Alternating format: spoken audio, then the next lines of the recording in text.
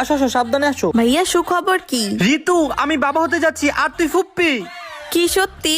হ্যাঁ, এই তুমি ওখানে বসো। ডাক্তার বলেছে ও যেহেতু প্রেগনেন্ট তাই ওকে ভালো মতো যত্ন নিতে। বাসার কোনো কাজও আর করতে পারবে না, তুই আর আমি সব করবো 50-50। হ্যাঁ ভাইয়া, ভাবির আমরা ভালো করে খেয়াল রাখবো। ঝাড়ু আমি দিব, তুই ঘর মুছবি। ওকে ভাইয়া। কাপড় তুই ধুবি আর শুকাতে আমি দিব। ঠিক আছে ভাইয়া। খাবার আমি বানাবো আর প্লেট তুই ধুবি। ওরে বাবারে! আরে ভাই দেখা তো হাঁটাচলা করবা। আরে তুই তো কবি, তুই যে ঘর মুছতাছস। কাপড় তো আছে, বাট ওয়াশিং পাউডার কই, যাই নিয়ে আসি।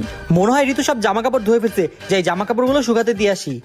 আরে কাপড় কই গেল ভাইয়া? কাপড় কই? জামা কাপড়টা আমি রোদে শুকাতে দিয়ে আসছি। হায় আল্লাহ। ঋতু দেখ তো তরকারিটা ঠিক আছে কিনা, একটু টেস্ট করে দেখ। লবণ কম হয়েছে। আচ্ছা তারা দিতাছি। আরে আরেকটু দাও, আরে একটু দাও, এবার ঠিক আছে।